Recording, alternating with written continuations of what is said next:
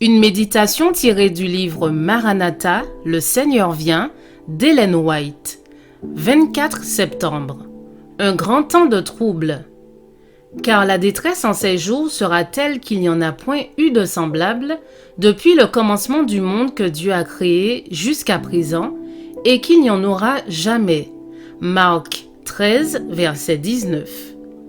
Le temps de détresse comme il n'y en a point eu va bientôt nous surprendre. Et nous aurons alors besoin d'une expérience que nous ne possédons pas encore et que beaucoup ne peuvent obtenir à cause de leur négligence à la rechercher.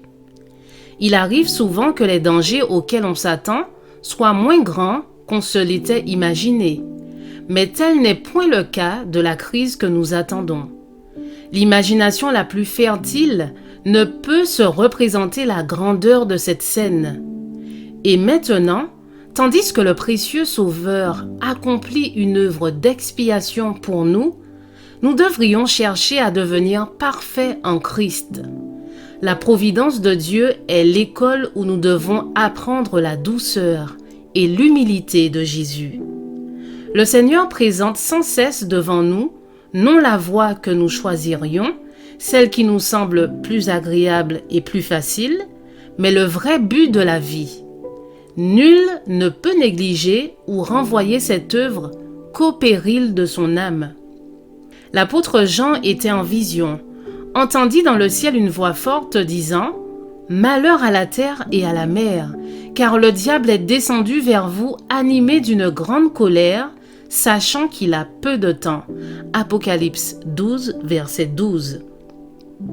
Effrayantes sont les scènes qui provoquent cette exclamation de la voix céleste. Plus la colère de Satan augmente, plus le temps tire vers sa fin, et son action trompeuse et destructive atteindra son point culminant pendant le temps de détresse. La longanimité de Dieu aura pris fin. Le monde aura rejeté la miséricorde de Dieu, méprisé son amour et foulé aux pieds sa loi. Les méchants auront franchi les limites de leur temps de grâce. L'Esprit de Dieu auquel ils auront obstinément résisté leur sera enfin retiré. N'étant plus protégés par la grâce divine, ils seront à la merci de Satan, qui plongera alors les habitants de la terre dans la grande détresse finale. Les anges de Dieu ayant cessé de tenir en échec la violence des passions humaines, tous les éléments de discorde seront déchaînés.